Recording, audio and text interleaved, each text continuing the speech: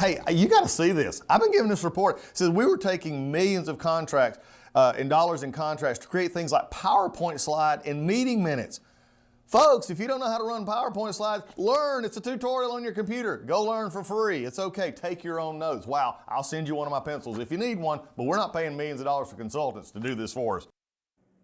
That was Veterans Affairs Secretary Doug Collins on the Trump administration's latest cost-cutting efforts, slashing spending at the VA. DOGE is set to cut 875 contracts, totaling $2 billion worth of savings per Collins.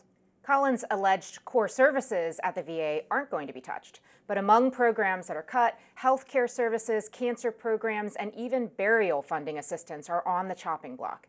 What's more, jobs. Thus far, it's unclear how many veterans have been fired or will be, but per federal data, veterans make up 28% of the federal workforce, so they made that up in 2024. Just today, California Representative Derek Tran introduced a bill that would try to protect veterans from being laid off by DOGE. Here to dive into this further is Allison Jaslow. She's an Iraq war veteran and the CEO of Iraq and Afghanistan Veterans of America. Welcome, Allison. Thank you for having me, Linda. Allison, I think that our viewers might be interested just to understand this a bit further. I'm not sure that people were aware that just over a quarter of the federal workforce is actually veterans. Talk to us about that preference and hiring and what that looks like. Why is it that the U.S. government has prioritized this? Sure. So not every veteran, retires from active duty, and not every veteran was even ever on active duty. But many of them are inspired to serve in public service. So if they get off of active duty or maybe simultaneously while they're in the Guard and the Reserves, many of them are federal employees. I think it's great that our nation also gives preference to veterans because our nation also acknowledges that they are the veterans are worth investing in, that we are great workers, that the talent that we're investing in also with the post 9/11 GI Bill is talent that is good for our country and good for our nation's bottom line, which is why you see nearly 30% of federal employees being veterans today. And, it's definitely concerning that indiscriminate cuts to the federal workforce could unfortunately put veterans out of their jobs.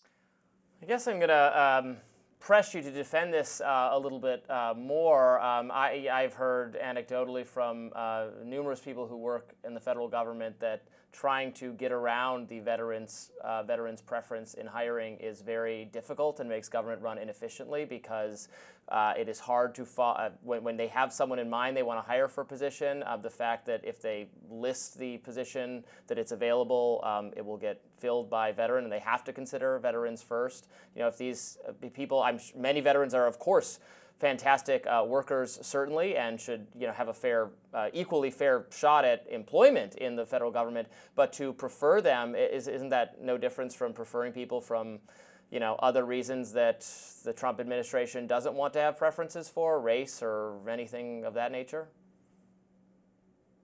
I'd say a couple of things. One, I first of all have not been a federal government hiring manager. My only time in federal government service was either where these rules didn't apply or when I was in the military, 15 years ago. But, I think that veterans' preference is something that we put into place as a country because, again, as I mentioned before, we value the talent of those who've served and also their commitment to our country, and that they will walk into the ranks of the federal workforce no differently than they walked into the ranks of the United States military. And I think as a nation, we would want to have those committed public servants to be serving as a part of the federal government workforce. Allison, clearly there's a real human impact that is occurring here, and I'm interested to hear from you. What are you hearing from veterans? What are they experiencing right now, whether they have lost their jobs or they are worried about losing their jobs? Well, I think a lot of veterans are hopeful that veterans' preference will protect them in this moment. I don't know that we have those guarantees quite yet. So I think there's a lot of watching and waiting. And I think veterans are no different than the average federal employee, which is, experiencing a lot of anxiety in a moment like this.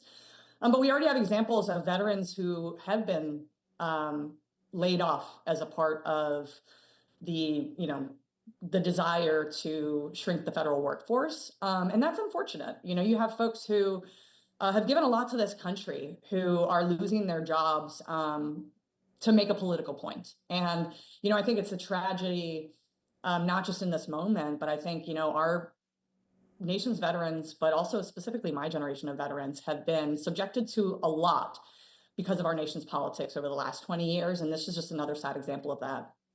Let's talk about reforms to the VA, which gives many important vital services to veterans, although there have also been complaints over the years about how slow it can be, how inefficient, that sort of thing. What is your view on the smart or good ideas for reforming the VA to make it a service that veterans appreciate even more?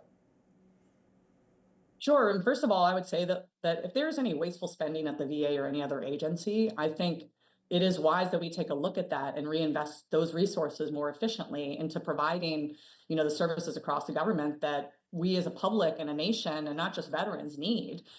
But when it comes to, the VA specifically, I think one of the smartest things that former Secretary Bob McDonnell did when he was the Secretary of the VA was bring in folks from the private sector who believed in government, but also believed that government could work more efficiently and effectively for especially our nation's veterans. And I think that mindset at the VA is still one that I personally would welcome. I think that we want the VA, especially with the amount of resources that the American taxpayer is investing in it, to be giving the best-in-class care to veterans that the American taxpayers are hoping that veterans are getting. And we have, for the last decade plus, all witnessed access issues.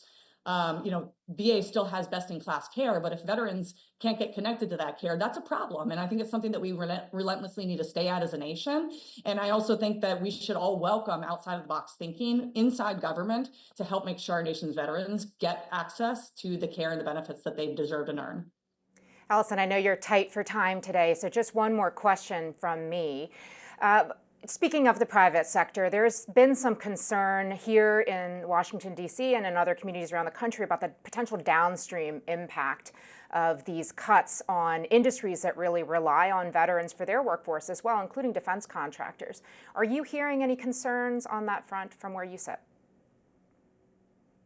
I think the concerns more largely when it comes to downstream impacts is that I think that a lot of folks are focused on Washington, D.C. and their frustrations around what happens in Washington, D.C., those people who are working and getting paid in Washington, D.C. In a way that feels, that it's not delivering for the American people. But what people need to remind themselves of is that the federal government is coast to coast. The federal workforce is coast to coast, and there are veterans who are employed coast to coast. And so you have actual communities who rely on, for example, Department of Defense installations to be the economic engine of their community. And so the cuts to the workforce there will have cascading impacts on those communities for the workers who may no longer have a job and won't be, investing in that community anymore. And so I think more broadly, whether it's veterans, or the rest of the federal workforce, we need to think about how this is something that is far-reaching, well outside of Washington, D.C. Thank you so much for joining us on Rising today. We appreciate it.